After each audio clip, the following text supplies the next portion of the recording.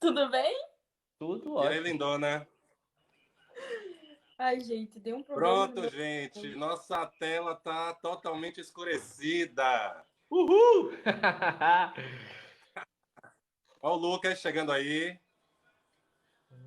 mandando pra gente os presentes. Estão sendo bem recebidos. Mande presente pra mim, mande presente pra Jaque, Oi, mande presente pra Paulo. Gabriel. Hoje é o dia de a gente faturar, hein? Então, gente, eu acho que a gente pode começar, né? A gente hoje está com o tempo assim um pouco apertado, porque eu vou ter um compromisso, né, pós-live. Então, para a gente otimizar o nosso tempo, acho que a gente pode iniciar. A gente vai começar pela Princesa da Noite. A ideia é que a gente se apresente inicialmente e depois cada um vai ter um tempo para a gente comece a bater um papo aqui sobre o que seria, né? Como a gente vê e como a gente sente essa questão do racismo estrutural e do racismo institucional. Então, eu gostaria de começar a noite de hoje passando a palavra para a Jaque, nossa princesa, representante das poderosas mulheres, né, desse país, que sofre aí, né, por tanta opressão machista e, mais do que justo, começar com uma voz feminina essa live de hoje. Por favor, Jaque. Boa noite, meu nome é Jaque, eu sou gaúcha. Eu tô, acho que no TikTok faz uns 6 meses, mais ou menos, e a gente vai começar falando sobre o racismo estrutural. Como o Everton já disse, eu vou ser a condutora, então vocês me obedeçam. E tanto eu quanto o Gabriel, a gente vai impor principalmente situações As que nós nossas vivências. temos. Perfeito. Sim, eu sou gaúcha e tadinha de mim. É, eu gostaria de falar que o racismo estrutural e e o institucional são coisas totalmente diferentes, porém elas são sempre interligadas. Do mesmo jeito que o racismo é toda uma estrutura, tanto que eu estava falando ontem com os meninos, eu acho que o racismo, a nossa sociedade já não é mais estruturada pelo racismo. Eu acho que o racismo já está enraizado extremamente na nossa sociedade. Ele já não tem mais ele já não é mais uma estrutura, já é o próprio racismo na nossa sociedade. Então, são coisas que a gente deveria falar desde pequena, desde criancinhas, principalmente na escola, porque ai, gente, eu tô me perdendo que eu tô muito nervosa, tô ansiosa. Fique Relaxa, tranquilo. deixa fluir. Mas enfim, o racismo estrutural, o que é em si? Eu sempre boto em pauta. É basicamente isso. Quando você vê uma pessoa preta de terno e automaticamente você pensa segurança.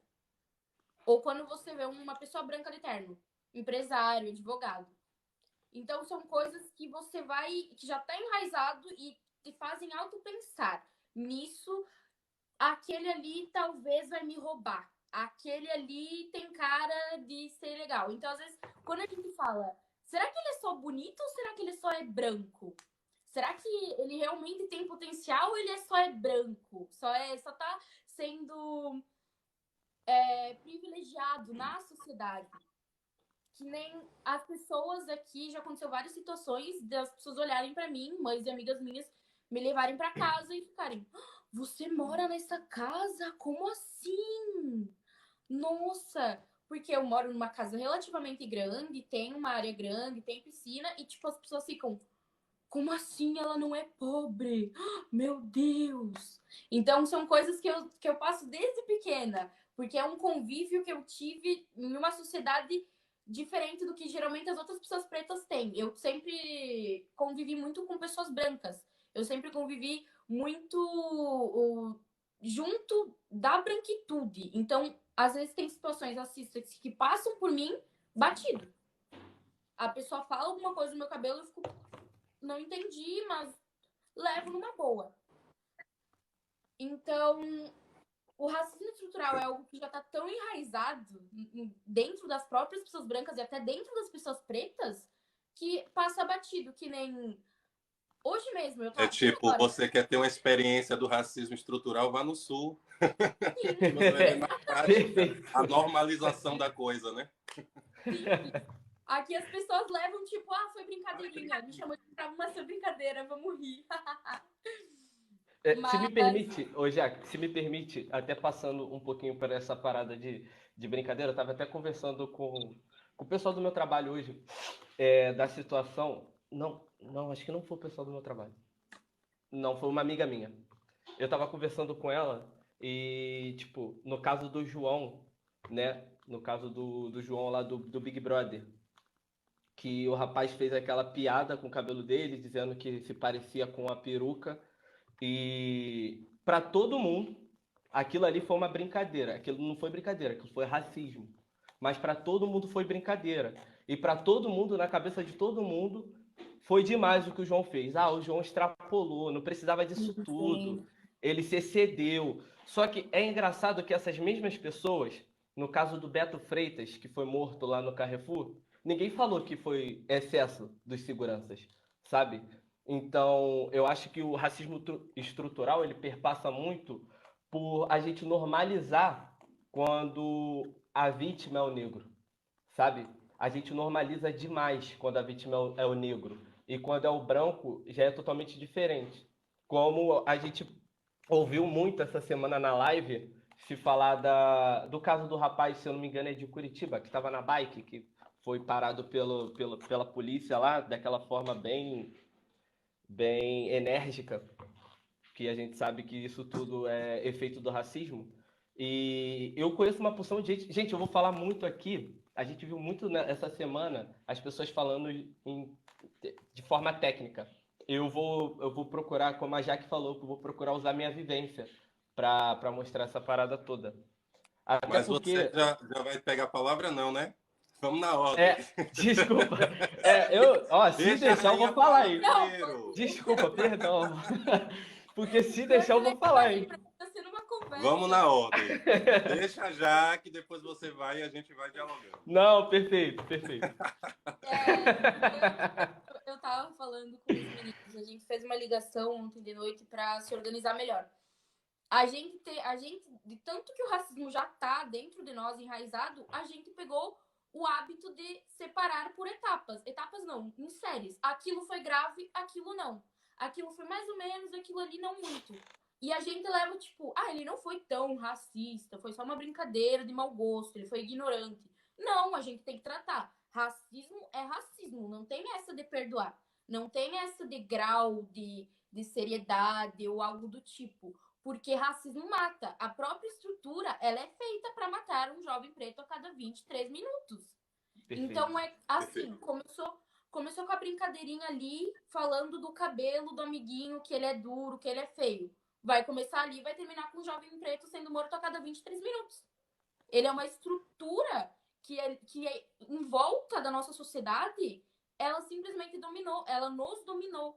Tanto que eu ia falar quando o Gabi acabou me interrompendo, mas às vezes as próprias pessoas pretas, eu ia falar, não praticam racismo, mas elas mesmas normalizam nessas situações. Normalizam ou até mesmo ajudam a branquitude. Mas em que exemplo? No exemplo de um segurança preto seguir outro preto no mercado. Tipo, você mesmo já é uma pessoa preta, você sabe o que é passar por isso, você passa por isso, e ainda por cima, você vai dar um jeito de oprimir o seu irmão? Tipo, você pode ver, em grande parte dos filmes, os seguranças são pretos. Quando estão seguindo, são pretos. Ou se não, são realmente pessoas brancas, o que mais me preocupa. E, tipo, já aconteceu agora uma vivência minha. Eu tava andando com uma amiga minha, que não é mais tão amiga assim, por conta disso. E eu tava levando ela pra casa. E nisso, ela simplesmente tinha 4 homens do outro lado da rua, não tinha nada a ver. Os 4 homens eram pretos. Nisso ela pegou, e os 4 estavam abaixados. Nisso ela pegou, me cutucou e falou: aqueles ali devem estar vendendo droga. Aí eu... Em que momento você parou pra pensar isso? Nem eu não tinha Isso já aconteceu comigo. E tipo, ela eu fui um dos 4. Várias outras situações também que eu acho algum rapaz bonito na rua e, tipo, a minha preferência são pessoas pretas, simples. Aí eu tô falando, nossa, olha só que bonita. Ai, mas eu não achei tão bonito. Aí eu fico, será que você realmente não achou bonito ou será que é só seu padrão racista? Entendeu? Perfeito, Então são vivências que o próprio racismo estrutural já bota na sua cabeça. Você que é preto, automaticamente você é feio. Então você não tem chance, com uma pessoa branca, você não tem chance de ser bem-sucedido, você vai passar por situações que o seu amiguinho branco não vai passar, que nem em que momento na minha vida tem gente que fala, não, se o policial acaba te oprimindo muito, acaba te desrespeitando, você pode sim bater de frente. Eu não sou doida de fazer isso. Eu tenho Acho que direito ninguém de aqui. fazer isso? Tenho. Óbvio que eu tenho direito, mas eu sou doida de fazer? Não. 3 garotos desaparecidos. Belfo Roxo, os 3 pretos. E até agora não acharam. Tem um episódio em Todo Mundo Odeia o Chris que representa muito bem isso. Que o Drew e o Chris, eles desaparecem e a Rochelle fica preocupada e liga pra polícia. Só que ela não fala que eles são pretos. Ela fala que eles são brancos. No mesmo instante, a polícia bate na porta. Perfeito. São coisas que já estão, tipo, no nosso dia a dia, que a gente já percebe, só que às vezes a gente leva batido. Eu nunca tinha reparado nisso. Eu fui reparar ontem, que eu acho que o Dudu tinha tocado no seriado, e eu fiquei, como assim? Então, Perfeito. são coisas que nós mesmos já normalizamos. Falarem do nosso cabelo, falarem... Nós não, né? A sociedade já impõe isso. Então, são realmente coisas que, tipo, eu sempre falo, a partir do momento que você é branco, você é privilegiado. Ah, mas que privilégio se eu acordo 5 horas da manhã. Você é privilegiado por não passar racismo. A sociedade não te odeia por passar racismo. Simples, ela não te odeia por você ser uma pessoa branca. Sim. Que ela fala muito que o racismo é inveja. Eu não concordo com ela.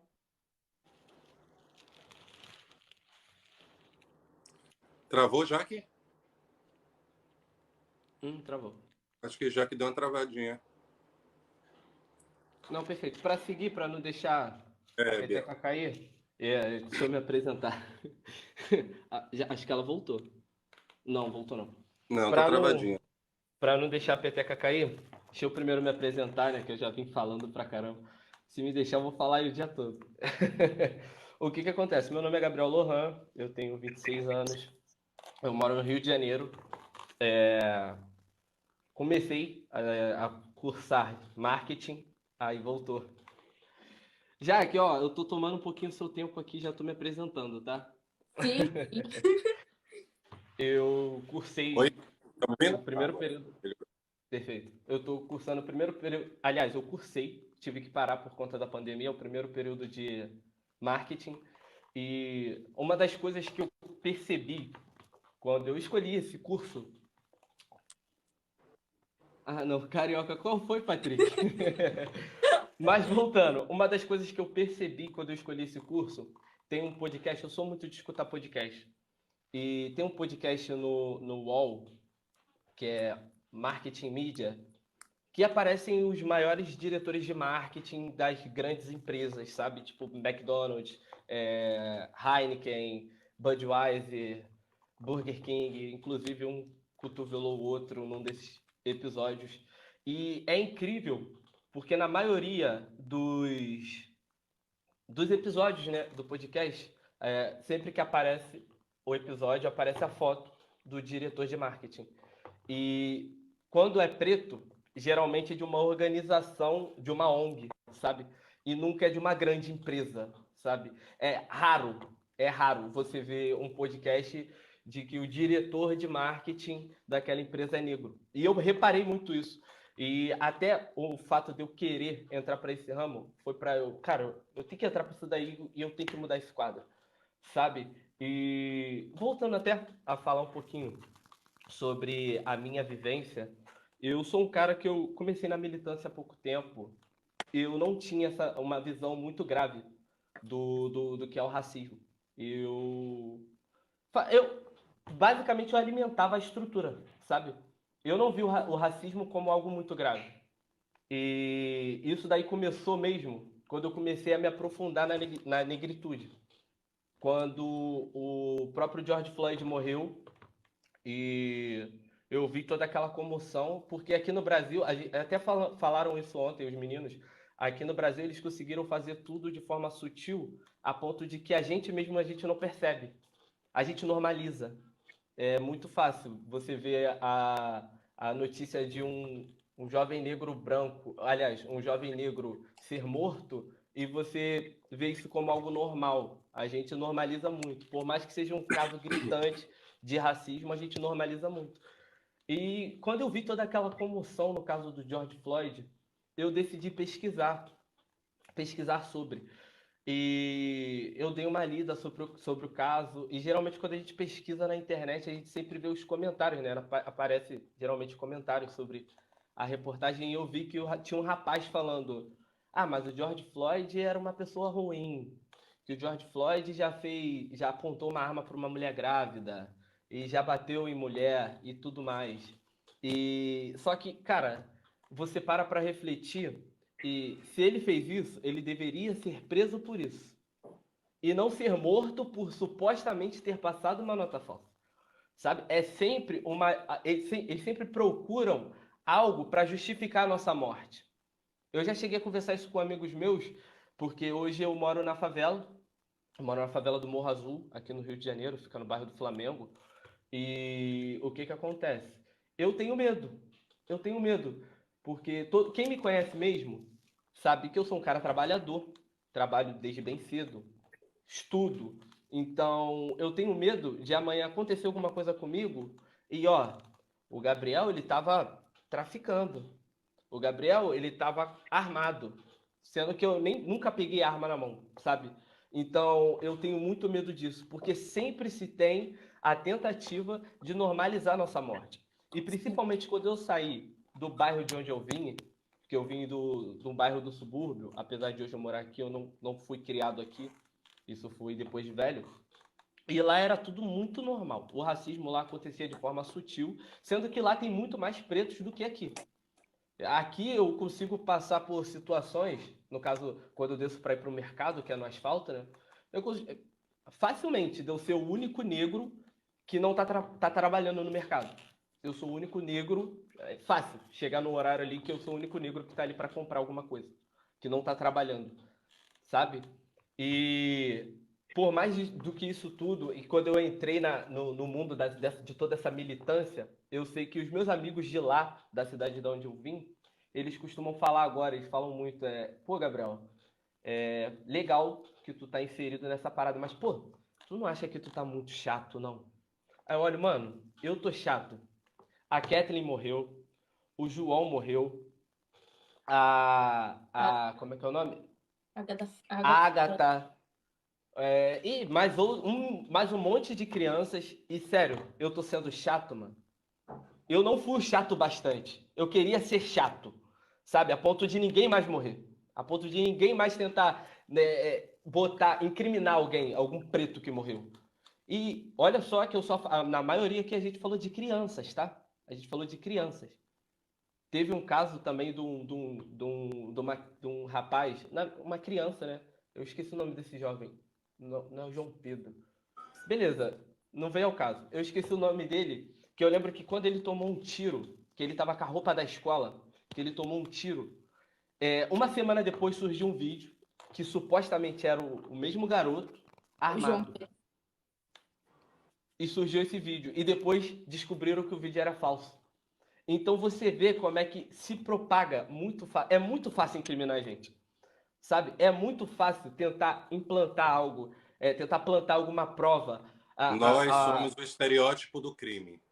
Exato, exato. Exato. O crime Então, está para o negro, assim como a riqueza está para o branco no nosso país. sim, sim. E quando a gente para falar sobre o racismo estrutural, como eu falei, eu tenho pouco tempo na militância, mas o pouco tempo que eu tenho e o pouco tempo que eu estou inserido nesse meio, eu consigo enxergar inúmeras situações que eu passei na minha vida e que eu normalizei, sendo que aquilo era um caso muito grave de racismo, sabe? E eu posso acabar até expondo pessoas próximas a mim. E o que que acontece? Uma vez aconteceu uma situação comigo, quando eu comecei a assumir o meu cabelo, Porque eu tinha mania de alisar, porque eu fui ensinado que o cabelo liso era mais bonito e eu sempre queria ter o cabelo arrepiado. O meu irmão, ele é mais escuro que eu, ele é mais retinto e ele tem um cabelo liso. Nossa, o maior apropriador genético da face da Terra. Mas ele tem o cabelo liso. E todo mundo falava, caraca, pro meu irmão, caraca, o seu cabelo é liso, né? O do seu irmão é duro. Então eu acabei cometendo essa violência comigo mesmo, sabe? E eu comecei a querer alisar o cabelo. Nossa, eu alisei meu cabelo por mais ou menos uns 5 anos. Direto. E eu lembro que quando eu comecei a assumir o meu cabelo, que eu comecei a deixar ele crescer mesmo, a minha tia, uma tia minha falou, aí, não era nem pra me falar que era minha tia. Eu vou expor até parente. Tia do Gabriel tá na roda, hein? E pasme, a minha família, por parte de pai, é toda negra. E essa minha tia, ela falou, nossa, Gabriel, o seu cabelo tá tão bonito, né? E o irmão dela, gêmeo, ele falou, mas cabelo duro é bonito aonde? E eu olho assim, automaticamente eu olho assim, mano, como assim? O meu cabelo é Às lindo. vezes tu quer dar uma na cara, só que daí tu lembra que é parente. Não pode. Tu fica assim, Poxa, gente, aí se que batendo pode. Em casa é que a gente resolve do jeito certo. Não, e o que acontece? Aí eu olhei assim, aí eu e a minha tia olhamos assim pra cara dele, um olhou pra cara do outro. E tipo, exato. E até lá na cidade da onde eu vim, eu já presenciei muitas situações de que eu achava que era só, para, isso é só bobeira, isso é o gosto dele. Ele não gosta de cabelo duro. Até eu replicava isso. E eu sinto um profundo ranço quando eu vejo gente falando que não é racista. Inclusive, eu fiz um vídeo há pouco tempo falando sobre, e tiveram duas meninas. Na verdade, eu costurei um vídeo da Manu, que a Manu fala, como é que é? Ninguém é racista, mas eu apresentei alguns motivos ali. E chegaram duas meninas, brancas, duas meninas, e falaram: mas então eu não sou racista, porque eu nunca fiz isso. Como se o racismo só se resumisse aos 3 exemplos que eu dei. Aí veio a outra, aí eu falei, mano, a gente vive numa sociedade que o racismo é estrutural. Impossível você nunca ter sido racista. Aí veio a outra para tentar justificar ela e fala: mas pessoas sensatas não cometem racismo. Ah, medo das pessoas sensatas. É complicado, né? É complicado. A vontade de agredir é muito grande. Mas a gente não pode. A gente tem que ensinar, tem que ter a paciência. Porque agora eu virei o seu guia. O coach racista. Coach sobre racista. Eu virei seu coach antirracista. Ó, já tem. Eu não posso nem falar uma coisa dessa, porque já tem isso no TikTok. E, Tem, inclusive, o ele é Edivo muito Afro. bom. Edivo Isso. Ele Afro, é muito maravilhoso. bom, muito bom. Sigam ele, galera. Sigam ele. Mas voltando. Já que você quer concluir a sua fala, porque você caiu, você travou, aí pra gente não ficar aqui parado, Biel Não me chegou, deixa, vai não? falar. Ai, pior que eu nem lembro o que eu tava falando, mas eu queria complementar uma Então eu coisa posso, que se você tava quiser, eu posso falando. falar e depois a gente abre e vai papeando. Pode ser. Pode ser? Vou colocar o fone aqui, porque aí eu fico mais tranquilo para ir falando. Black Google é ótimo, não é dia? Então, gente, essa coisa do racismo estrutural, antes de falar um pouco, eu quero pegar uma perspectiva para a gente entender um pouco da história, né, daqui do Brasil. Eu queria falar sobre uma coisa que eu observo, porque de uns tempos para cá, a universidade, né, ela produz um conhecimento científico, acadêmico, e de uns tempos para cá, esse conhecimento científico, ele passou a se popularizar. E eu observo que isso é fruto do movimento antirracista. Por quê? Como a gente, né, a gente que é preto, começou também a invadir e ocupar esses espaços acadêmicos, né, de, enfim, criação de ciência, de epistemologia, a gente começou a difundir certos termos. E o que eu percebo que muitas vezes esses termos que são cientificistas, eles chegam aqui no popular sem o determinado tratamento. Então as pessoas acabam dando opinião sobre o que é lugar de fala, sem conhecer, sem estudar, só porque fala lugar de fala, aí ela pensa lugar de fala, mas lugar de fala qualquer um pode falar, mas não se dá o trabalho de buscar entender o que são esses conceitos. E o racismo estrutural, pela mesma forma, eu vejo isso, né? Muita gente falando sobre, mas pouca gente indo buscar na fonte. Eu sou ator, né? Além de ator, eu sou professor. Hoje eu sou funcionário público do Estado da Bahia, sou professor de artes. Eu leciono para turmas do ensino fundamental e ensino médio. E quando eu chego nessa escola, que é uma escola da periferia, eu vejo ali um monte de crianças, jovens, parecidas comigo. Porque eu sou jovem, viu, gente? Não sou velho, não. Então, eu recém saído do ensino médio, faço a licenciatura, passo no concurso e vou muito jovem, com 27, 28 anos eu já estou lecionando.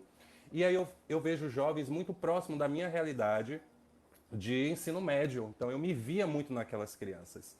E ali eu me senti obrigado a pensar uma pedagogia para auxiliar aqueles jovens no auxílio que eu não tive, que foi o auxílio de entender que eu significa, eu represento algo socialmente, que eu, por ser negro, tenho uma leitura social. E isso era uma coisa que não me chegava na adolescência, que só me chegou na universidade. Porque quando eu chego na universidade, que eu chego naquele espaço acadêmico branco, que eu me insiro no mercado profissional artístico, eu vejo que esse meu corpo, esse meu cabelo, esse meu olho, essa minha cor de pele representa algo Gente, tá pelos travando. personagens. Por favor, Jaque. Tá travando muito pra mim. Tá travando pra vocês também? Não, Pra pra mim mim tá tá bom, pra normal. mim tá bom. Acho que é a sua internet, Jaque. Ai, senhor. Peraí que eu tenho... Perfeito. Ela travou aí agora. Saiu, né? Ela vai sair e vai tentar entrar. Ah, não, agora. Tá ok? Sim. Vai.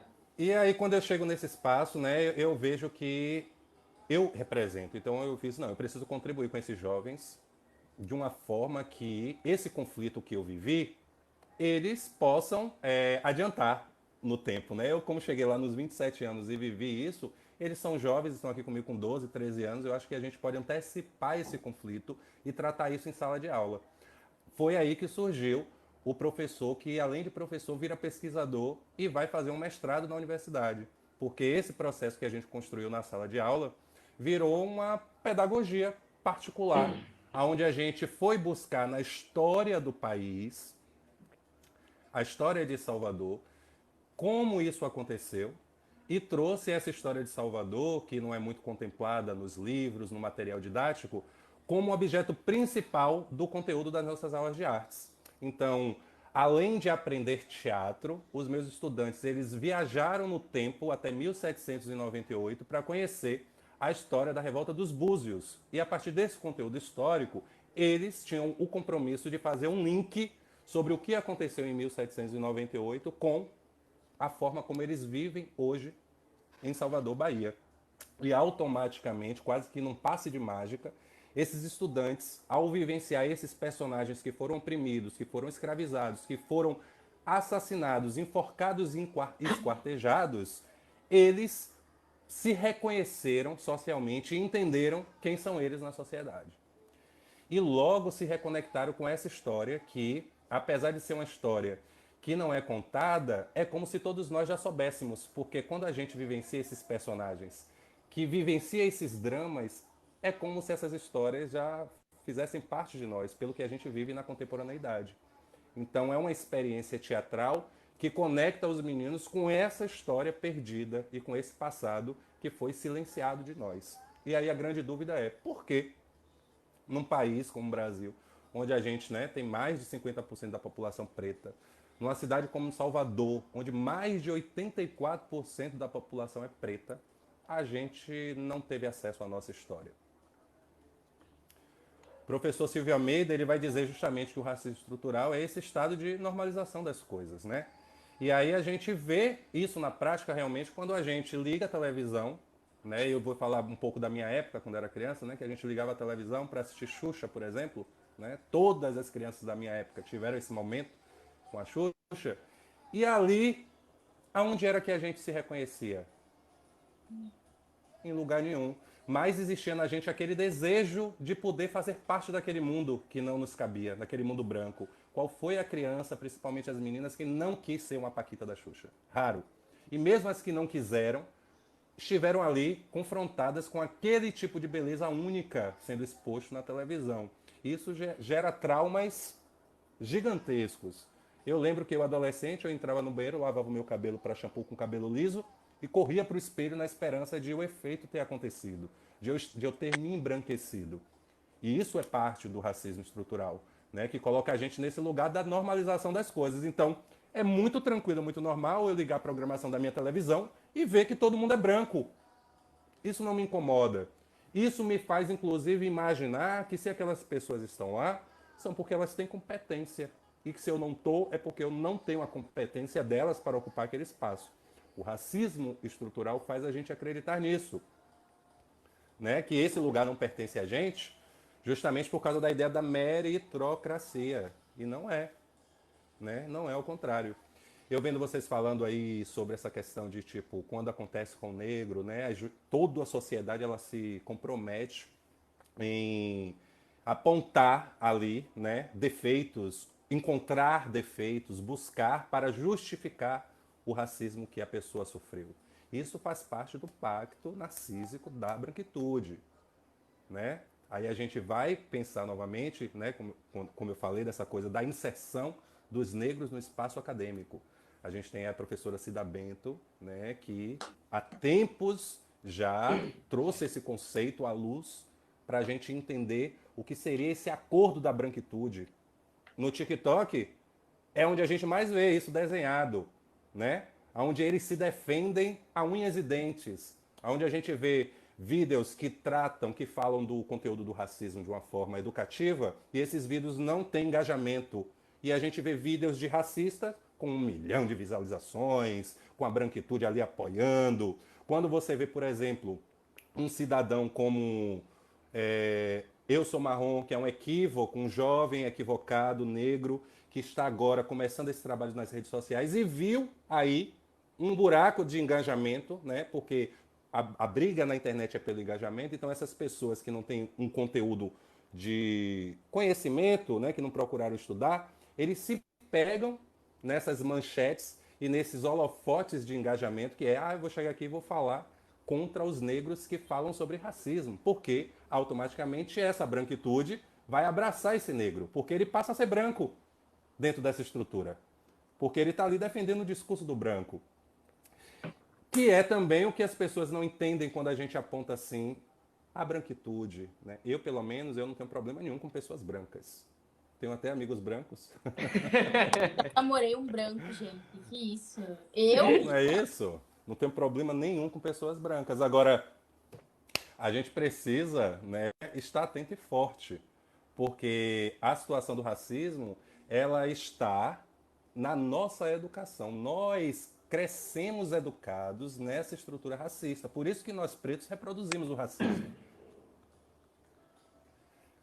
Você, por exemplo, Jaque, você é uma preta que não é uma preta retinta. Você deve ter milhões de experiências, não sei se você tem alguma amiga retinta, se na sua própria família tem alguém que tenha uma pele mais retinta que a sua, porque quando a gente é de uma família que é uma família de negros e que você tem uma pessoa ali um pouco mais embranquecida, essa pessoa tem os privilégios dela dentro dessa família.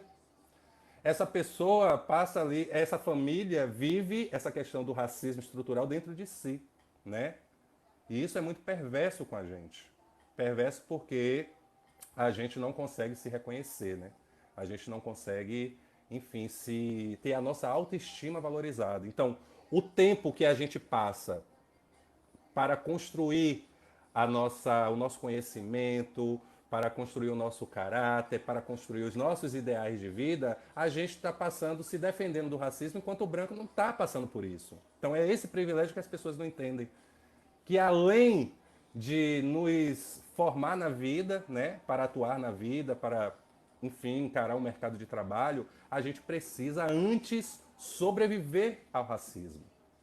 E isso é o racismo estrutural, né, que coloca os negros totalmente em desvantagem aos brancos. E a Cida Bento, ela vem justamente identificar esse pacto narcísico da branquitude, que é justamente o que sair dessa fórmula, a branquitude ela precisa se unir e atacar para que ela não perca os seus privilégios. Inclusive, um moço tinha comentado no meu vídeo que eu tava falando sobre o termo pardo e o light skin. Ele comentou e, tipo, eu achei perfeita a fala dele. A branquitude não quer que mais pessoas pardas se declarem pessoas pretas porque eles vão perder os privilégios. Simples. Por isso que eles não aceitam nenhum termo que torne pessoas pardas pretas. Exatamente. E porque também isso é o próprio carimbo, né, de que nós somos a maioria desse país. E que o país não está nem aí para a gente. Voltando só um pouquinho para a gente, né, só fazendo um resumão rápido, nós fazemos parte de uma história onde os pretos viviam na África, né, em diferentes países, com diferentes culturas, e essa branquitude, né, que naquela época tinha a escravidão como modelo econômico, isso é muito importante a gente entender, né, era um modelo econômico, era a forma de se fazer dinheiro. Ter colônia era como os países europeus sobreviviam. Então eles fizeram a riqueza deles explorando outros seres humanos. Esse é o legado do branco europeu. Assassinou muita gente, matou, criou colônias e isso era a fonte. Nós éramos o quintal, né? Como diz assim, o quintal. Vou lá pegar um tomate, vou lá pegar uma cebola, vou lá pegar um coentro. Então as colônias eram os quintais desses países e nós éramos animais de trabalho dessa colônia. Então isso é muito importante que a gente entenda. Entendido isso, não aceito outro discurso que não seja se coloque no seu lugar, entenda a história do seu país. É uma história de sangue. E se você não entende isso, eu entendo, porque foram os meus ancestrais, o meu tataravô, que infelizmente eu não conheci, mas que eu sinto por ele, entendeu? Ter sido escravizado. E como eu conheço o que foi o processo de escravização, né, eu sei muito bem quais foram as situações, né, que os meus ancestrais precisaram enfrentar para que hoje eu tivesse vida e pudesse estar aqui dialogando, pudesse ser um professor, pudesse ter ido para a universidade estudar, sabe? E por mais que eu não conheci meus tataravós, né, os meus antepassados que passaram por essa situação, eu conheço a história da minha família e sei que, por exemplo, meu pai viveu situações que eu já não vivi. A família de meu pai passou por dificuldades de alimentação que eu não vivi. Por que eu não vivi? Porque meu pai passou por isso e suou, se esforçou demais para que nós não passássemos.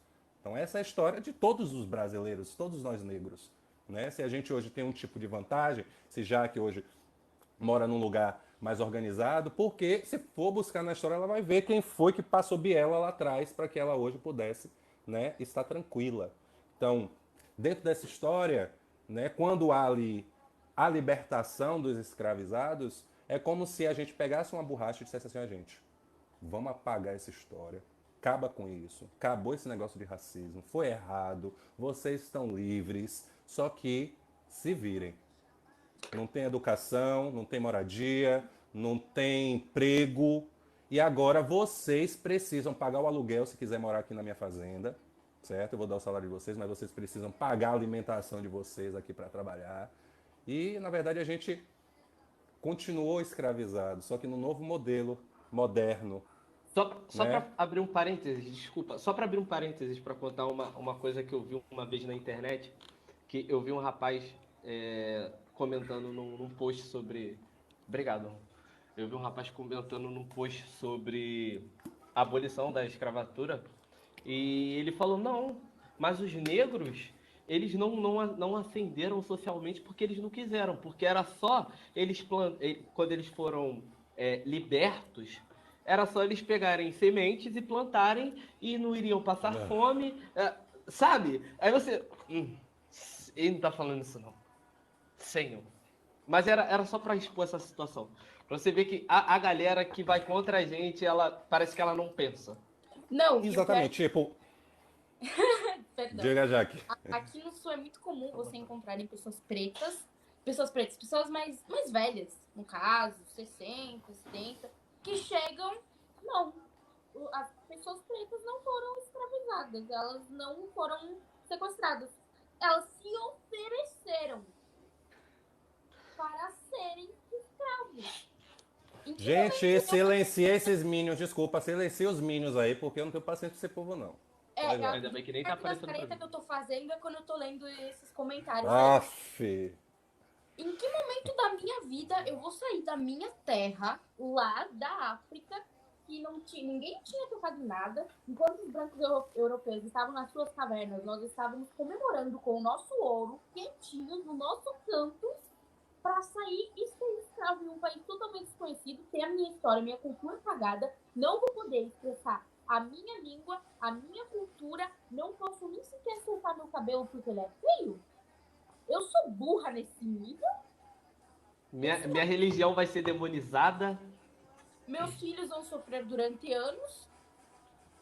Exato. Porque a galerinha chega, gadinhos que estão aqui.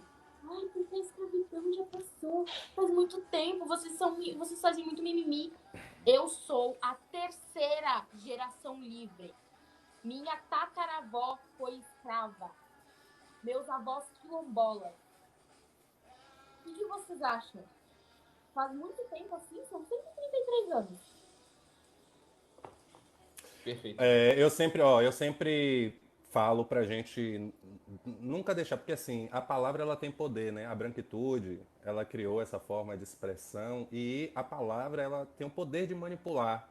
Então, quando a gente também, tipo, utiliza da palavra, a gente precisa ter muito cuidado, porque ela comunica. Então, isso já foi uma grande alorixá que já morreu aqui, que fez um grande vídeo aqui em Salvador e que alertou a gente para isso. E esse ensinamento eu trouxe para minha vida. Ela falava assim: olha, gente, eu não sou descendente de escravo. Eu sou descendente de um povo que foi escravizado. Isso é diferente. E é totalmente diferente, porque ninguém nasce escravo. Isso não é uma condição determinada. Você nasceu, você é escravo. Não. A pessoa foi escravizada por outro povo, né? Foram os brancos que criaram esse rótulo pra gente. Então nós não somos escravos, nossos antepassados não são escravos. Eles foram escravizados. Isso é muito importante que a gente atente sempre. Sim. Falando sobre ainda a questão da estrutura, é pensar que numa estrutura colonial a gente tinha pretos vistos como animais irracionais, igual um cavalo, né, um boi, era a gente. E a gente era pelas características físicas que era determinado para que a gente servia. Então, se eu era um negro muito forte, né, com músculos desenvolvidos, eu ia trabalhar na lavoura. Se eu era um preto que eu tinha, de repente, um conhecimento, se eu conseguia, sei lá, ser alfaiate, sabe? Eu já tinha ali, eu já era um preto de ganho, eu não ia para lavoura. Eu ia utilizar do meu serviço para o que eu ganhasse de dinheiro eu entregar na mão do meu senhor. Né? Se eu era uma mulher que eu tinha habilidade para a cozinha, eu ia para dentro da casa do senhor cozinhar para ele. Se eu tinha uma negra farta, que tinha muitos filhos, então ela tinha muito leite, ela virava a ama de leite do senhor. Então, nós éramos tratados assim, né? Era pelo dente, pelo tamanho da cara dentária, que se media para que servia o negro, se o negro era forte. Então era igual bicho mesmo, igual animal. E a sociedade isso era normalizado. Normal, todo mundo tinha um escravo, escravizado, né? Meu escravo, meu escravo, meu escravo. Isso era normal socialmente. E quando se acaba a escravidão, né, e não se tem esse plano de inserção dessas pessoas que eram animalizadas como seres humanos, elas continuam animalizadas. Então, dentro da estrutura, né, social, somos nós que servimos para limpar o chão, para limpar o cocô deles, para fazer a comida deles, para cuidar dos filhos deles, para varrer o chão que eles pisam, para lavar as roupas deles, mas nunca para ser o chefe, nunca para ser o professor, nunca para ser o advogado, nunca para ser o doutor. Cara, e é engraçado que esse pensamento, ele tá vivo até hoje. Porque quem nunca aí ouviu, tipo, quando você vê um preto alto ou forte, que de repente pedem ele para pegar alguma coisa pesada, e ele não pega. E a pessoa fala, que isso, um negão desse tamanho? Quem nunca ouviu? Quem nunca ouviu de uma menina que não soube, sei lá, pegar uma criança com jeito? Nossa, você não sabe pegar uma criança com jeito? Não. Às vezes a menina não tem nem filho. Sabe? Até hoje esse pensamento se perpetua na nossa sociedade. Eu tive uma professora de história que falou com uma amiga minha numa situação conflituosa de sala de aula, porque adolescente, né? A gente dá risada, a gente brinca, não presta atenção na aula. E numa dessas, a professora se irritou tanto que ela gritou com minha amiga. Ela fez assim: Zudiane, o nome da minha amiga. Zudiane, você tá pensando que você vai ser mulher do governador? Você não vai ser mulher do governador, não, minha filha. Você vai ser lavadeira. Ela era uma professora branca, dos olhos verdes, loura. Nesse dia, gente, eu senti como se fosse comigo e toda a turma foi um silêncio total, porque ela falou com essa nossa amiga Zudiane. Mas foi como se tivesse falado com todos nós. Porque ali a gente teve a dimensão do olhar daquela professora que estava nos educando e na cabeça dela qual era o lugar social que a gente iria ocupar. Então, que educação era essa que essa professora estava passando para a gente, né? Então, eu acredito que o racismo estrutural é esse lugar, né, onde a estrutura renega os nossos corpos pretos para abraçar os corpos brancos. E se esses corpos não são brancos, eles abraçam os corpos que mais se aproximam dessa branquitude. Então, no lugar, né, onde se tem pessoas com mais melanina e com mais traços negroides, é natural que essa pessoa sofra mais o racismo do que quem tem menos essas características. E o racismo Sim. institucional, como a própria Jaque colocou, parece que é a mesma coisa, mas não é. Mas, tipo, é uma variante desse racismo estrutural. Porque se a gente entende que o racismo está na estrutura, ele vai se apresentar de diversas facetas. E o institucional é só mais uma dessas facetas, aonde o próprio Estado, né, e as instituições como um todo, sejam elas públicas ou particulares, elas vão determinar ali uma diferenciação desses corpos brancos e pretos. Então, a gente sabe numa empresa aonde a gente encontra os corpos pretos e aonde a gente encontra os corpos brancos, né? Perfeito. Se você olhar em qualquer empresa para o quadro de limpeza e de faxina, é quase 100% preto. E se você olhar para o quadro de chefia, é quase 100% branco. Então, aí está estampado o que é esse lugar do racismo institucional. E que a branquitude, para justificar, vai dizer: ah, mas você não tem formação. Você não Não, estudou. se me permite só também fazer uma colocação aí, que é muito engraçado. Quando a gente fala sobre isso, né? Não, que na maioria das empresas, as profissões de menos expressão, de menor expressão, são bem mais comuns ter negros. Aí as pessoas falam, claro, no Brasil a maioria é negro. Tá, e nos cargos mais altos das empresas? Aí é engraçado que o silêncio. Aí a pessoa se cala. Por quê? Porque a pessoa tem duas opções. Ou ela pode ficar quieta e calar a boca ali, ou ela vai ser mais racista a ponto de dizer que negros não conseguem, não têm inteligência para assumir o cargo sabe, do topo da empresa. Então acho que ela mesmo se joga numa sinuca de bico. Ó, o rapaz falou aqui, ó. Adoraria que a Zudiane não fosse a mulher do governador, mas sim a A governadora. governadora. Perfeito. Perfeito. Perfeito. E nem Basicamente, eu acho que, né, é isso, assim, eu estou satisfeito com a fala e eu acho que o que a gente pode fazer é ouvir as pessoas, né? A gente teve uma ideia que é abrir um espaço aqui, convidar mais uma pessoa que esteja online e que queira falar. Já tem 2 solicitações de convidado aqui. Eu acho que a gente pode experimentar também, né, se vocês quiserem, que a gente abrir aqui para chamar uma pessoa, dar 1 minuto de fala, viu, gente? Não pode se estender muito, não. Mas para fazer uma pergunta ou uma colocação, né? Ou vocês escreverem aqui também alguma pergunta, alguma colocação e a gente vai conversando em cima disso. O que é que vocês eu acham? lembro que eu ia terminar de falar quando eu caí. A minha mãe sempre fala muito que o racismo é inveja. Eu não acho que ele seja inveja, eu acho que ele seja o Sim, puro ódio. Porque perfeito. ninguém. Tem aquela frase, inveja mata. Pra mim, o racismo é o puro ódio. Ninguém vai olhar pro meu cabelo e vai falar, nossa, eu não gosto do teu cabelo por inveja. Não, vai olhar e vai falar, eu não gosto dele porque você odeia ele, simples. Não tem Sim. essa de inveja, eu tenho inveja da tua cor, tenho inveja dos teus traços. Pois então pega e vai passar pelas mesmas situações que eu passo. E você Exato. é tão bom que nem todo mundo hoje em dia. Todo mundo quer ser negro, mas ninguém quer passar pela dor. Eles querem nosso cabelo, nossa cultura, Nossa melanina. mas não nossa dor. Isso. Tem uma frase E que ela não é vão muito ter. popular. Tô logo dizendo que não vão ter. Não mesmo. Tem uma frase que ela é muito popular de que tá na moda ser preto desde que você não seja preto, sabe?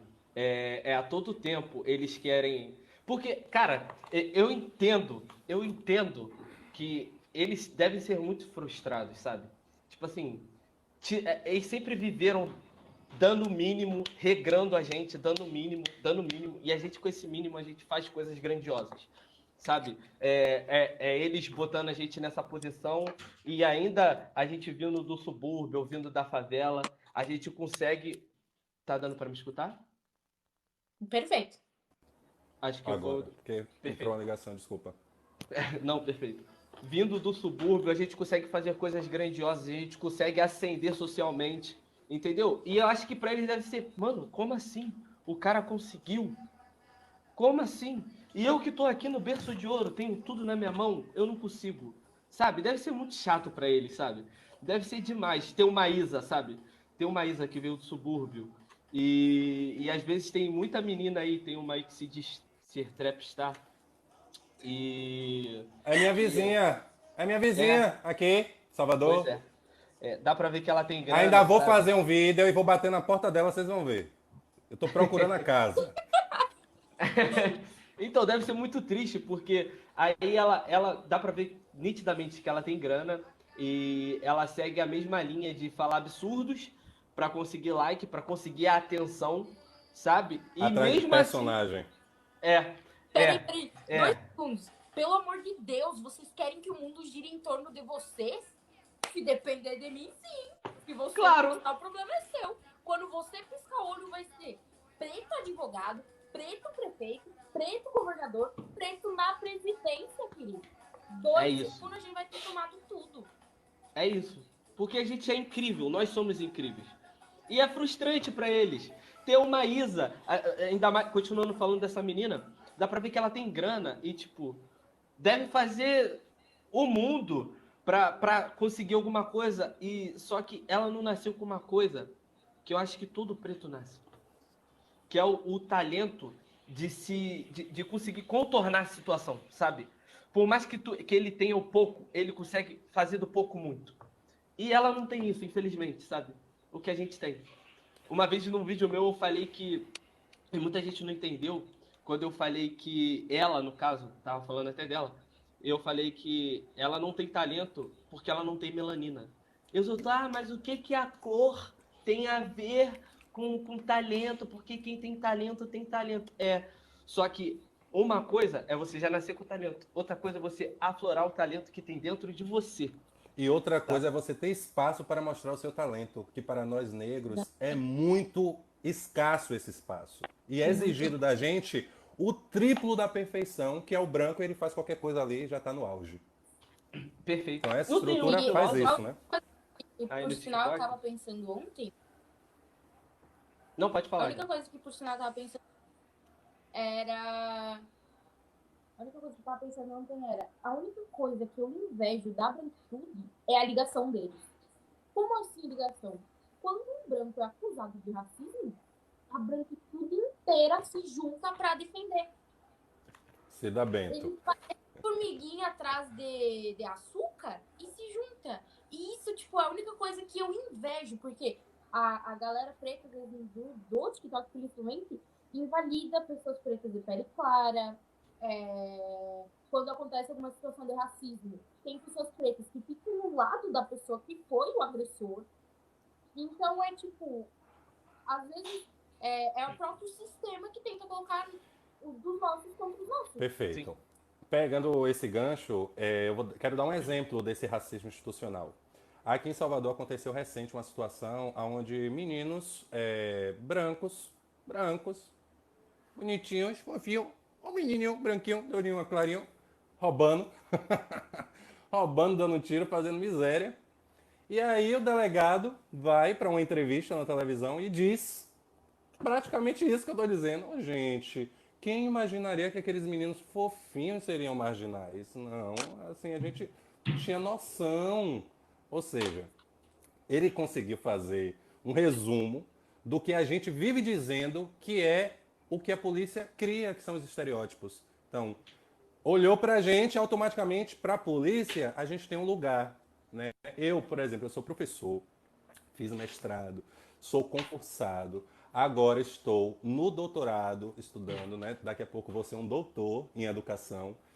E tudo isso vira nada numa blitz policial. Porque numa blitz policial, Eles olham. ele não tem essa leitura.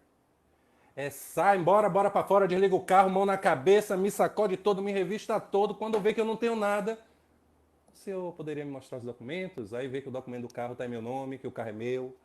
Aí vai mansando, aí vai diminuindo, sabe? E aí eu fico observando aquilo, claro, me machuca, mas ao mesmo tempo eu sei que faz parte também dessa estrutura, né? E aí a gente precisa ser resistência a isso. E, na maioria das vezes, esses irmãos que estão fazendo isso conosco são pretos. Sim. São pretos que eu não culpabilizo, não culpabilizo. As pessoas têm mania de dizer assim, você é contra os policiais, você fala mal de policial. Você não vai me ver em vídeo nenhum meu falando mal de policial. Você não vai ver em vídeo nenhum atacando nenhum policial. Agora você vai me ver falando da polícia, sim, da instituição policial. Porque essa instituição, ela é racista. Ela foi criada justamente. Para isso! Exatamente! Ela foi criada para defender as pessoas brancas. Família real. Quando eu fiz o mestrado, Jaque, que eu fui estudar justamente essa questão da história de Salvador, eu identifiquei que os primeiros conflitos de negros que eram escravizados começaram a acontecer pelo recôncavo aqui da Bahia, onde esses negros se juntavam, invadiam as fazendas, tocavam fogo, matavam os senhores e fugiam. E aí se criou a primeira guarda, que tinha o objetivo de combater, de pegar, de prender, de matar essas pessoas. Então, é daí que surge a ideia da polícia, para combater, para proteger a branquitude. Se eu não Se me me engano, permite... Não, fala, Jaque, fale. o nome não era alguma coisa relacionada à brigada, né? Brigada. Bom, eu não sei. Brigada é alguma coisa. Aqui no sul, no Rio Grande do Sul, a única coisa que continua igual é o nome da polícia. Brigada Militar. BM. Não é nem Aí. é Brigada Militar. Continua O que no final. o que acontece? Tem uma parte racista. Povo que não tem virtude acaba por ser escravo. E aí? Olha só. Isso o quê? Fica escrito Ó, na viatura? ó. Isso é o lema. Jesus. Deixa eu só contar algo que é muito comum, e é muito engraçado, né? Quando a gente reclama de que um jovem negro roubou o mercado e foi espancado até a morte. Aí todo mundo, não, mas ele estava roubando, não sei o quê. Beleza, pasmem, eu moro na zona sul do Rio de Janeiro. A galera que mais rouba o mercado é branca ou rica. Eu posso falar isso. É branco, rico. Aqui eu trabalho aqui no pé do morro. E é muito comum você ver um playboy ou uma patricinha vendendo algo que eles roubaram no mercado. E o que acontece? O jovem negro que rouba alguma coisa no mercado é sempre um biscoito para comer, é um arroz, é uma manteiga. Queimado. Eles roubam uísque, picanha, contrafilé. É bebida cara. É vinho. Queijo bom. Queijo bom. Eu lembro uma vez, eu trabalhava como entregador por delivery. E a gente parado em frente ao mercado e a gente tá vendo aquela discussão, um rapaz com uma senhora branca, do segurança do mercado, né, no caso. E a gente se aproximou. E ele falando, senhora, mas a senhora... Assim, a abordagem dele era assim. Mas senhora, a senhora não pode levar isso, porque a senhora não pagou por isso. E ela, não, mas todo mundo rouba, porque eu não posso roubar. Aí a gente olhou assim um pra cara do outro, a galera que tava na frente do mercado, a gente, ela tá falando isso mesmo? E o cara tá ali, não, mas senhora, não pode, senhora. A senhora não pode levar isso, sabe? Porque isso é roubo. Ela, mas todo mundo rouba nesse país. Aí a gente olhando pra ela, olhou, tá olhando o quê? Vocês também roubam.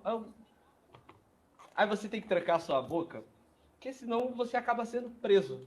Porque a vontade de agredir é grande. É grande. Mano, como assim você tá você tá roubando e você tá me acusando? Como? Sabe? E é totalmente diferente quando a gente vê alguém que fica na porta do mercado pedindo alguma coisa e o segurança chota a pessoa, tipo, sai daqui, sai daqui. Vambora, vambora, vambora. Cara, a senhora tava roubando. E o cara tava cheio de paciência. O rapaz tava pedindo e ele chutou o rapaz. Cara, é incrível, é muito gritante. Eu sou ator, né? Então, na minha área de trabalho, é muito gritante essa questão, porque a gente tem algo que é o physique de rôle. Physique de rôle é tipo você, sua imagem, seu corpo, né? Parece com o quê? Que personagem você faz? E isso é um grande conflito, porque quando a gente vai pegar os textos, por exemplo, no processo de formação da universidade, você tem uma turma ali de atores. Ah, vamos montar um texto clássico. Aí você pega esse texto clássico para montar e as personagens são todas brancas. E aí o diretor sempre encontra um grande problema onde vai encaixar os nossos corpos. Às vezes, eles criam até personagem que não existe. Uma prostituta.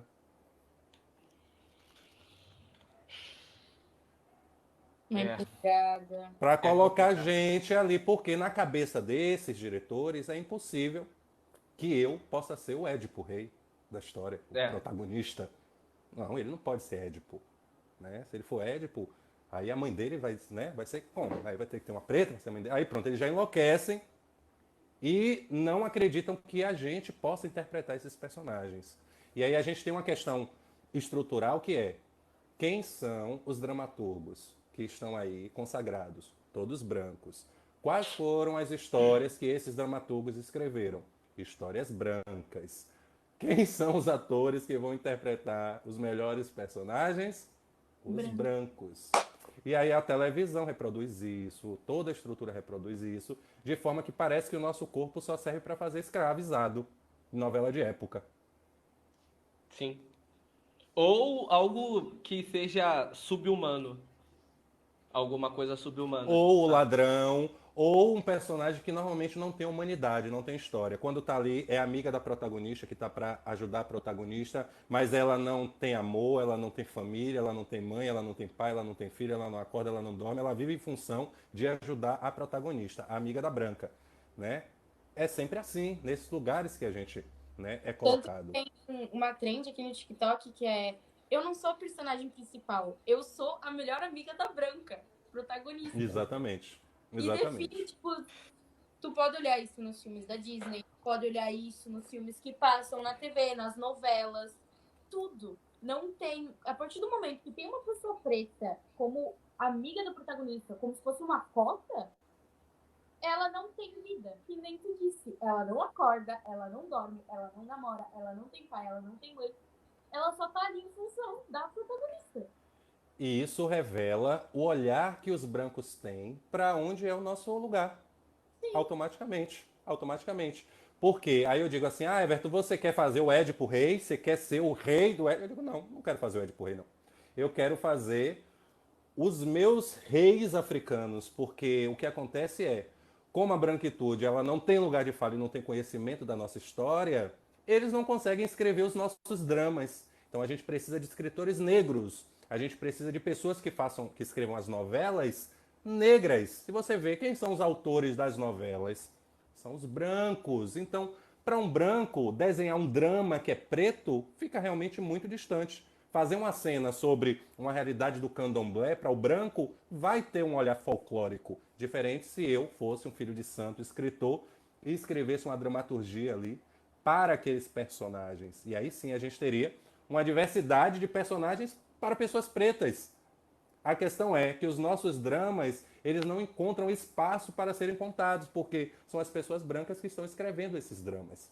Então, a gente precisa invadir todos os lugares realmente, não para tomar o lugar da branquitude. Não. Mas para expor o nosso lugar e a nossa riqueza. A gente não precisa de personagem branco nenhum, porque a gente tem todos os personagens. A gente tem Zumbi dos Palmares, a gente tem Lucas Dantas, a gente tem Dandara, a gente tem tantos heróis para contar nossas histórias que a gente não precisa fazer personagem de branco nenhum. A gente quer espaço. Acho que já que travou. Ah, não. A gente quer espaço para contar as nossas histórias, sabe? E pra gente contar as nossas histórias, não mais para o branco dizer como foi a história do negro. O mais engraçado é que esses antirracistas, essa galera que nunca cometeu racismo, elas não conseguem enxergar isso, sabe? E tem uma pesquisa da Datafolha, se eu não me engano é de 1996, na qual foi perguntado para as pessoas se elas consideravam o Brasil um país racista. E de cada 10 pessoas, 9 disseram que sim. E perguntaram para essas mesmas pessoas se elas se consideravam pessoas racistas ou se elas já teriam sido racistas alguma vez na vida delas. E só uma em cada 10 disse que sim. Ou seja, o racismo ele acaba virando um problema que é dos outros. Eu consigo identificar o racismo, mas só quando você fala. Quando eu falo, não, eu tenho um amigo negro. Como é que eu sou racista? Eu não tenho como ser racista. Eu tenho um Como amigo se negro. isso te desse, né? Não, Validasse você não ser. te dá. Agora, desculpa até o trocadilho, mas te dá carta branca, né? Pra tu ser idiota. E pra tu ser racista, sabe? Então, eu acho que tem muito disso, de você conseguir enxergar o racismo, mas não quando você tá sendo racista. É só quando o outro tá sendo racista, sabe? Que nem, ó, tem muito disso. Em várias lives, várias situações, a pessoa foi racista e falou, isso foi racista, aquilo foi racista. Não, minha esposa é preta, minha avó era preta. Gente, eu já ouvi O auge do racismo. Ninguém no Brasil é branco. Todo mundo tem um pezinho na senzala. Olha, eu vou dizer, isso é um problema sério porque existem grandes TikTokers, isso é sério, grandes TikTokers aqui, com mais de 500 mil de seguidores, que faz uma luta muito bonita contra a opressão e que reproduz esse mesmo tipo de racismo, por a pessoa ser branca. Aí eu fico pensando, meu Deus, até as pessoas que estão dispostas a colar com a gente na luta, elas estão, né, ali sendo racistas também, porque a gente tem que entender que a coisa é estrutural. Né? E quando a gente não reconhecer que a gente teve essa educação colonizada e que a gente faz parte, né, da reprodução desse discurso colonial, a gente não vai mudar. É só reconhecendo isso que a gente vai poder se descolonizar e dizer, a gente, infelizmente, do que a gente aprendeu 100%, dos 100% que a gente aprendeu, tira aí 85%, a gente precisa pegar assim, amassar e reconstruir, porque foi tudo errado, a forma como foi passada pra gente. Respirar hoje em dia é racismo. A Alessandra, sei lá o que colocou. Sim, meu amor. Inclusive, só de tu tá respirando o mesmo ar que eu quero te matar pra você tá É engraçado que ela fala isso, mas ela vem aqui com um fake, sem foto, e a gente tá aqui mostrando nossa cara e abrindo nosso perfil para fazer live e discutir sobre. Então, pra mim não tem nem crédito uma coisa dessa, né? Ah, eu tinha lido um comentário. Eu até vou pedir a opinião de vocês, porque tem muitas pessoas pretas que não concordam. Cotas, deixa eu ver se eu lembro. Cotas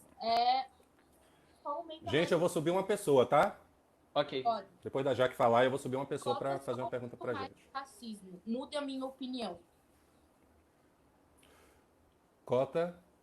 Só aumenta mais o racismo. Cotas raciais só aumentam o racismo. Mude a minha opinião. A pessoa tinha colocado. Não, aumenta mais o racismo porque ele já é racista, sabe? Eu nem sei se eu publiquei. Sempre tem. Não, eu nem sei se eu publiquei um vídeo, mas eu fiz um vídeo falando sobre isso, sobre cotas. Porque isso é muito interessante. Cota sempre existiu, gente. Até hoje. Os cursos de medicina eram 100% de brancos. Os melhores cargos são dos brancos. Os melhores lugares onde se vive em qualquer lugar da cidade, de frente para o mar, os melhores lugares são de brancos. As cotas sempre foram para os brancos. A questão é que precisava mexer isso, porque isso era um... A cota pra gente é pra dizer assim, ô branquitude, tá feio. Tá feio, porque numa sala com 50 médicos que vão se formar, só tem um negro. São 49 brancos e um negro, e vocês não estão vendo que tem algo de errado nisso aí? Então a branquitude, na verdade, ela não quer assumir as suas cotas, que sempre existiu. Pior que se fosse por eles, tipo, se alguém não chegasse e falasse, ó, isso tá errado, ele ia continuar assim. Ia Normal, continuar mano. assim. Pode Como crer. continua, inclusive. Sim, por isso que a galera que é preta e, tipo, não fica, ah, tô nem aí, o racismo existe, mas vou fingir que não me afeta. Deveria sim, ó, se atenta, vamos se atentar. Porque isso mata teus irmãos, meu amor. A cada 23 minutos. E toda vez que eu falo 23 minutos esse dado, cara, a minha cabeça fica tipo, como é que ninguém tá se revoltando? Como é que não tem protesto na rua? 23 minutos, um jovem preto, a cada 23 minutos. Num país de maioria negra. Sim, Eu vi os meninos falando, eu não lembro se foi ontem ou se foi outro dia, falando dos Estados Unidos, né? Que lá o pessoal é muito mais unido porque houve a segregação. E você vê que lá o George Floyd, quando matam o George Floyd, tem protesto por todos os lugares dos Estados Unidos. Cara, aqui era pra parar. sim. 56% do Brasil se autodeclara negro. Gente, o que a gente está fazendo? Isso que lá eles são 13%. 13%, exatamente. E o que acontece? É incrível, porque a gente, voltando ainda mais um pouquinho no racismo estrutural, a gente vê que é muito normal, aliás, é muito normalizada a morte do negro. Mas quando a gente taca fogo numa estátua de escravagista, não, vocês estão denegrindo patrimônio. Desculpa, denegrindo não. Vocês estão acabando com patrimônio público. Vandalismo. Patrimônio público. Não. Estátua de Borba Gato é patrimônio racista. Não é patrimônio público. Tem uma intelectual aqui de Salvador que eu sigo, maravilhosa, inclusive eu indico a todos vocês seguirem, que é o nome dela é Carla Acotirene, que ela fez uma postagem justamente com um meme onde tem a negra brasileira que ganhou a medalha em cima do pódio, como se fosse a estátua, e a estátua dele caída no chão, como se e no texto ela diz assim: eles roubaram nossa prata e o nosso ouro, a gente ganha. Perfeito. Ai, velho. Pior Perfeito. que aqui, eu vi esses dias, foi um post no Insta que eu vi, até compartilhei. Aqui no Sul, tem duas estátuas que eu saiba, que eu só vi porque eu não parei para pesquisar. Tem duas estátuas, uma de Bento Gonçalves e outra de. Não vou lembrar, mas eu acho que tá em Silva Jardim, não sei. Silva Jardim é. Bom, enfim, tem duas estátuas de dois caras que, se não me engano, foram bandeirantes, ou de alguma forma eles abrigaram para construir a nossa sociedade racista de hoje, desde a época da escravidão. Então, elas ainda estão intactas. E o que mais me revolta é saber que elas ainda estão intactas. Tipo, ninguém vai lá e fala, então, isso tá errado? Cadê os Vamos antirracistas? cadê os famosos antirracistas? Que pra ajudar na luta, quando alguém é racista, não aparece. Agora, quando é acusado de racista, ah, não, mas meu melhor amigo é preto. Pra ir lá bater no racista, ajudar a bater no protesto, sei lá, ninguém aparece. Júlio tá perguntando aqui se vai subir. Gente, eu tentei subir, não vamos conseguir, porque realmente o limite são 2 na tela. Se vocês quiserem fazer a pergunta, tem que mandar aqui via mensagem mesmo pra gente dialogar. A gente tá com tempo já aqui no conta-gota, viu, gente? Temos mais 10 minutos pra gente finalizar aqui a live. Aí, inclusive, eu queria pedir aos meninos, assim, pra, né, se quiserem fazer alguma consideração, se quiserem falar alguma coisa importante que queira falar, pra gente não deixar de falar e utilizar esses últimos 10 minutos, no máximo 15, pra gente, né, Eu, ir finalizando. se a Jaque quiser ir falando, eu vou buscar aqui um texto aqui que eu acho que seria legal terminar a live e fazer igual os meninos ontem. E se a Jaque quiser continuar, eu só vou perder um pouquinho da luz aqui no meu rosto aqui. Minha ring light, que não tem nada de ring light, eu vou ter que apagá-la aqui.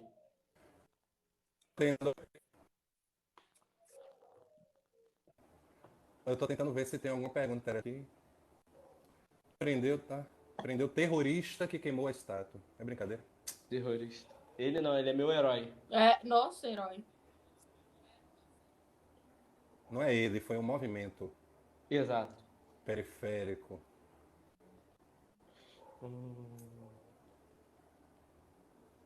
Fala o que impede vocês de cursar medicina, o Paulo Maurício está dizendo. O racismo estrutural, Paulo. Aí se você não pegou a live toda do início, se preocupe não, que eu vou gravar, viu? E vou postar depois de novo. Paulo, E se não então, for suficiente para você, vá procurar ler sobre, querido. aqui, ó. Tem esse livro aqui, ó. Dá uma lidinha nele. Dá uma lidinha nele. Esse livro aqui é maravilhoso para explicar isso daí. Dá uma lidinha nele, em vez de ficar aqui enchendo o saco na live. Ah, já rodou. Valéria tá dizendo, já rodou, Everton. Já foi. Os moderadores maravilhosos. Não, perfeito. Aqui, eu consegui achar aqui o texto. Aliás, é um Babel. trecho da música Amarelo do Emicida, que eu já tinha ouvido falar desse álbum, mas eu não sei porque eu nunca parei para escutar. E essa semana uma amiga minha me falou para me escutar esse álbum. E eu fiquei, tipo, abriu a minha mente. Cara, como é que eu nunca ouvi esse álbum? E é na própria música Amarelo, no fim da música. Ele fala mais ou menos assim: ai maloqueiro, ai maloqueira, levanta essa cabeça, enxuga as lágrimas, certo? Respira fundo e volta pro ringue. Você vai sair dessa prisão. Você vai atrás desse diploma. Com a fúria da beleza do sol, entendeu? Faz isso por nós. Faz essa por nós. Te vejo no pódio. E eu queria até colocar algo a mais aí, que é a galera que tá aqui. Você que é preto, você que é preta, você que é prete, estude, se envolva em projetos, seja incrível, sabe? Lute, faça eles poder te falar que você é qualquer coisa, menos vitimista. Porque se vocês repararem, desde segunda até hoje, a maioria da galera aqui desculpa o palavrão, é foda demais. Você vê o próprio Everton aqui, é mestre em artes cênicas. Tinha o Dan, que era mestre em estatística. Tem o Roger, que estava terminando direito. E a maioria aqui tem formação superior. Não tem como. Cara, deve ser muito triste para a branquitude não poder chamar a gente de vitimista. E por mais que chame, não é verdade. Não é verdade. Então, preto, preta, prete, seja incrível. Estude, sabe? Se envolva em projetos. Procure se aprimorar, porque a gente vai tomar isso tudo. O nosso lugar de direito é lá no topo. E é só isso mesmo. Quase que eu chorei. Só? É só? Só. Mandou um Eu estava recado chorando. na lata.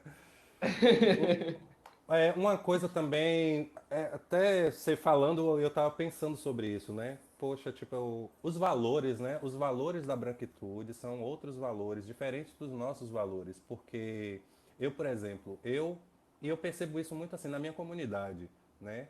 Na minha família, eu fui, assim, educado para ter o máximo de respeito a quem veio antes de mim, aos meus mais velhos. Isso é uma coisa da educação da minha família, né? E eu vejo isso aqui na comunidade, é assim. Então, os mais velhos têm automaticamente esse lugar de respeito. E quando esse mais velho ele já caminhou e alcançou outros lugares de ascensão, tipo, quando se é um professor, a gente respeita muito, sabe? Às vezes a gente até pode não concordar com o que aquele professor está falando, mas o respeito a esse lugar do professor, do educador, é algo que faz parte da educação da gente que é de comunidade. Pelo menos mães e pais, né, quando vê ali que um menino, né, se altera com o professor, a tendência é recriminar esse menino e dizer, olha, você tem que respeitar os seus professores. Esse é o caminho da educação que a gente tem. No TikTok a gente tem um outro valor que não interessa a formação, não interessa se você, né, tem uma construção, se você é mais velho, a gente vai te atacar. Eu, por exemplo, eu sou alvo de ataques bizarros e que eu tiro de letra porque para mim é nada, não é a mim que eles estão atacando. Por eu ser artista, eu consigo me distanciar muito desse lugar e saber que eles estão atacando eles mesmos, estão falando quem são eles, que não sou eu, Everton, porque eles não me conhecem, não sabem quem eu sou, não conhecem minha família, não sabem minha origem. Eles estão atacando, na verdade, o conteúdo que eu produzo. E se eles estão atacando é porque esse conteúdo realmente está tendo a qualidade de informar algo que está incomodando essas pessoas, né? Que está tirando essas pessoas da normalidade das agressões que eles fazem diariamente. Então, nesse sentido, eu acho isso também uma questão muito perigosa das redes sociais, né? Dar esse empoderamento a jovens que desrespeitam e não legitimam o legado de quem veio antes deles. Então, o que eu digo para essas pessoas é: aproveitem, porque a gente está aqui nas redes sociais, né? Falando, criando esse canal de comunicação gratuito. Mas vai chegar um tempo que não vai ser mais gratuito, não. Vai ter que pagar para se educar, senão vai para cadeia.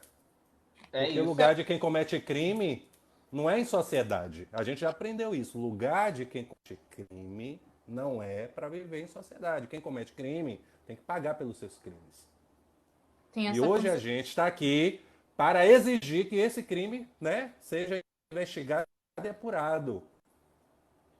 que As redes nem sociais, inclusive, servem como esse lugar de denúncia, né? Que a gente está aqui como digital influencer, criador de conteúdo, para expor essas situações e exigir uma resposta, porque a gente não pode mais permitir, enquanto sociedade, que isso seja normal.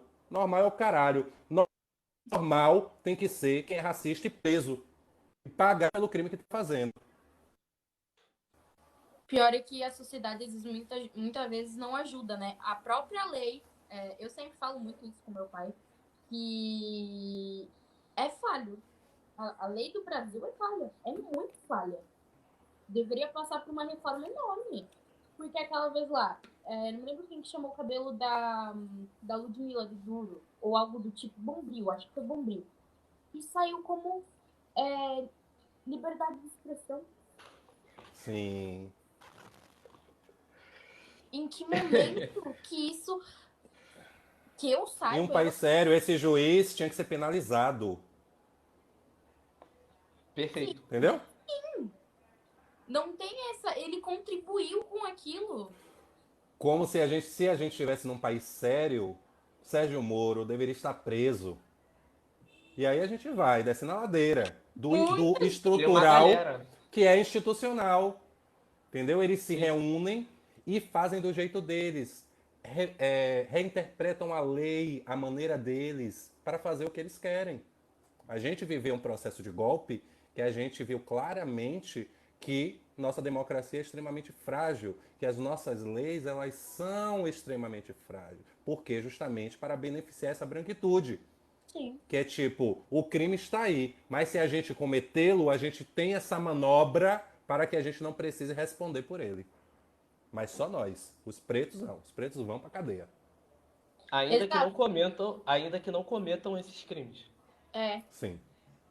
E esses Ainda dias. que a gente implante droga, né, para pessoa. É exatamente isso. Não lembro quem que falou, mas acho que foi alguém das lives agora que tinha falado que. Porque. Ai, eu não lembro, mas tipo, tinha falado que policial tinha ido lá e falava: a gente vai encontrar alguma coisa. Por mais que esteja tudo certo, a gente vai encontrar. É. Meu maior medo é esse. Um dos meus maiores medos são esses. O caso do Meta, né? O caso da bicicleta. Para limpar a barra da branquitude, foi se investigar a origem da bicicleta, mas parou a investigação e não foi com o site que fez a intermediação, porque o site é o responsável. Na verdade, quem fez a intermediação do roubo é o responsável do site. E aí? Vai ficar por isso mesmo? Ah, não, para aí, a gente já entendeu o que a gente queria. Uma mania muito que eu tinha antes da pandemia, um pouco bem antes, era, tipo, a gente chegava em casa dos almoços do domingo da minha nona, da minha avó, e às vezes meus pais chegavam depois, então a gente tinha que dar uma forma de entrar dentro de casa. E a gente pulava um muro. Eu pulava um muro. Ó, Lala disse aqui, ó. Já fiz várias atitudes suspeitas e nunca fui parada, branca. Aí eu fico imaginando, se eu hoje em dia eu jamais faria isso de novo. Imagina eu pular o muro da minha casa e a polícia tá passando.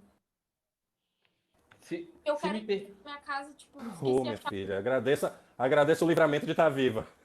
Sim. Não, se me permite eu contar um caso que aconteceu comigo. Pouco tempo depois que eu vim morar com a minha esposa, a gente foi numa loja. Quem? Eu não. Só terminando. A gente foi numa loja. Quem não deve não teme, o rapaz disse aqui. Olha aí. Ah, é.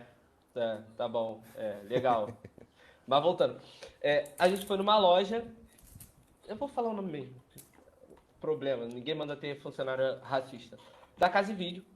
E a gente foi comprar algumas coisas para dentro de casa, que a gente tinha acabado de morar junto. Então a gente ia comprar alguns utensílios para casa. E ela parou para fazer o cartão. E eu, mano, vou lá dentro que eu vou ir olhando as coisas, a gente já vai vendo mais ou menos o que a gente vai pegar. E assim que a gente entrou pela loja, a segurança estava do lado de fora, na porta da loja. A gente entrou, aí minha esposa ficou lá no caixa e eu fui.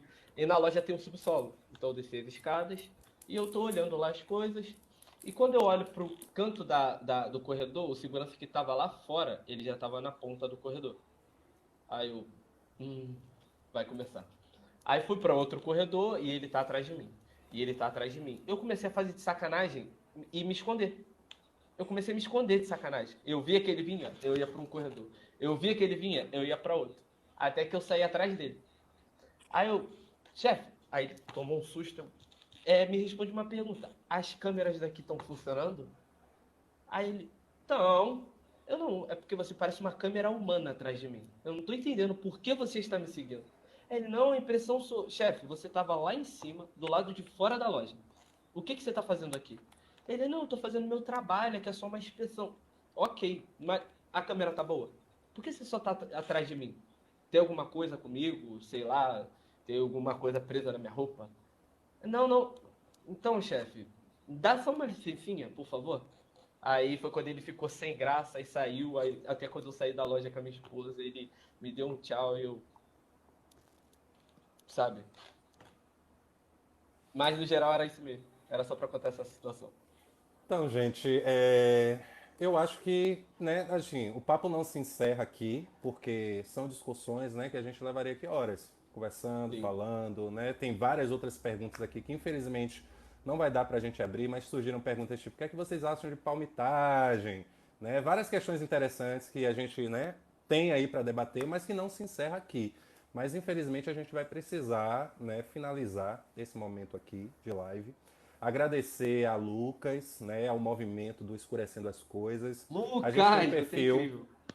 a gente tem um perfil do Escurecendo as Coisas aqui no TikTok e lá no Instagram. Esse é o primeiro evento teste que a gente está fazendo, o primeiro evento assim, inaugurando essas lives, mas a proposta é que o Escurecendo as Coisas tenha vários desdobramentos, inclusive lá no aplicativo vizinho, no Instagram, também que a gente pensa em fazer esse esquema de lives por lá, além de trazer outros criadores de conteúdo, né, para contribuir nessa discussão. A gente está tendo aí esse evento desde segunda-feira, começou com lives maravilhosas.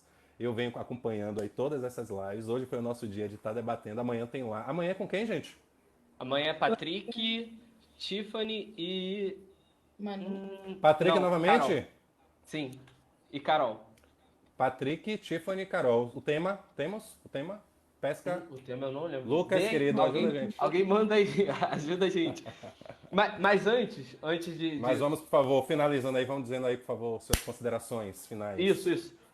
Antes de terminar, eu queria falar um pouquinho sobre o Escurecendo as Coisas. Então, o Escurecendo as Coisas, ele é um projeto que a gente, na verdade, a ideia foi minha, eu tive a ideia inicial e conversei com o Lucas, que é o cara que conseguiu tirar tudo da minha cabeça e botar tudo ali, regrado, criou cronograma e fez tudo. Lucas, cara, você é incrível.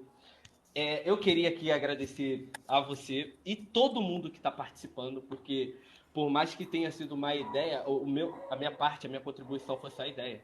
Quem está brilhantando isso tudo aqui são vocês. Você, Everton, é você, Jaque, Manu, que vai vir, a Bia, a Ieda, a Érica. Eu vou fazer questão de falar o nome de todo mundo. Patrick, Paulo, Renan, Roger, Dudu. Tem o Dan, que é o Daniel, que, cara, os caras foram incríveis na segunda. A cada dia o sarrafo tá mais alto. Então, o Paulo. intuito do. Paulo, eu falei o Paulo. O intuito do evento é mostrar que existem pessoas geniais que estão criando conteúdos incríveis. E é para mostrar também a fala de que o movimento negro, por mais que ele seja um movimento meio homogêneo, ele tem diversas falas, ele tem diversas vivências. Então, o nosso intuito é botar outros negros, criadores de conteúdo aqui, para passar um pouquinho e conversar com a gente. Então, eu já vou avisando aqui, deixando de antemão que terão outras edições. E, cara, eu só tenho a agradecer a todos, agradecer a galera que está aí nos comentários. Muito obrigado. Cara, tá tudo muito lindo e eu tô ansioso para amanhã. Jaque, minha linda. Ai, gente, eu só tenho a agradecer por todo mundo. Principalmente ao Gabi que me convidou. Obrigado, Lucas, que ele literalmente, como colocaram ali, ele foi literalmente um herói sem capa. Porque teve um dia que eu não consegui postar na hora e ele me ligou. Ai, eu falei, meu Deus, ai, eu tô morta, ele vai me matar. Mas depois de todo esse trabalho, eu simplesmente amei. Eu tô amando muitas lives porque cada dia se supera. Uma melhor Sim. que a outra. Não tem Sim. uma que fique ruim, não tem uma que eu acho. Cada dia mais supera. Os convidados são incríveis. A galera é muito engraçada. Ontem a live foi incrível. Quem Tá não assistiu, divertido mesmo. perdeu. Tá ótimo, tá Foi ótimo. perfeito. E eu só queria agradecer ao Everton, ao Gabriel, ao Lucas, a todo mundo que me proporcionou isso. E eu espero, sinceramente, que tenha mais edições, que eu participe mais vezes. E tem uma frase que eu sempre falo, é bem curtinha, que uma amiga minha usa bastante, que é resistência aos meus. Então, sempre resistência aos meus, apoio com todos. E é isso. Quanto mais a gente se apoiar, melhor é. Mais a gente vai tirar do poder. Axé. Eu queria só ler um comentário aqui, que o rapaz fala assim, cara, na Constituição racista, não é somente branco, é sim qualquer um que discrimine alguém pela raça. Ele só esqueceu de dizer que foram os brancos que criaram essa doença social e que por isso eles não sofrem disso, né? Como eles estão nesse topo social, essa estrutura só serve para discriminar os não iguais a ele. Então, dessa perspectiva, você pode até querer sofrer racismo, mas vai ficar na vontade, viu, meu filho? Que esse protagonismo, nem esse do sofrimento você vai ter. Você quer, mas não vai ter. E dizer que hoje, com o advento das redes sociais, das câmeras, dos celulares, a gente viu a revolução que a gente pode fazer. Então, ligue seu celular, grave o ato racista, coloque nas redes sociais e vamos para cima, porque a gente só não consegue reverter aquilo que ninguém sabe, mas o que vira público, a gente está aqui para todo mundo se abraçar, se unir e ir para cima, tocar fogo nesses racistas, tá? Agradeço também a vocês dois, né, esse papo maravilhoso. Agradecer a todos vocês que permaneceram aqui na live. As lives, eu tenho observado que o número de pessoas que chegam meio que se mantém do início ao fim. Isso é muito proveitoso, porque as pessoas estão aproveitando mesmo o papo que a gente está tendo, o diálogo, né? E então eu quero agradecer também a disponibilidade das pessoas que ficaram aqui escutando a gente e dizer que não acabou não. Acabou, a gente encerra aqui hoje, mas amanhã às 20 horas, hoje foi às 18 porque eu tenho esse compromisso, vou precisar realmente encerrar essa live agora, porque o axé, os orixás, os nossos ancestrais, a nossa religiosidade me chama. Eu sou um filho de orixá, vocês sabem, sou feito no santo aqui na Bahia e hoje a minha casa de candomblé vai dar vida a 2 novos filhos. Então tá nascendo 2 Iaô, uma filha de Ansan e um filho de Omolu no nosso terreiro e a nossa ancestralidade aí, né, dando continuidade a essa força de resistência. É isso, minha gente. Beijo, Jaque. Beijo, Biel. Beijo, meu povo. Tchau, tchau. Tchau.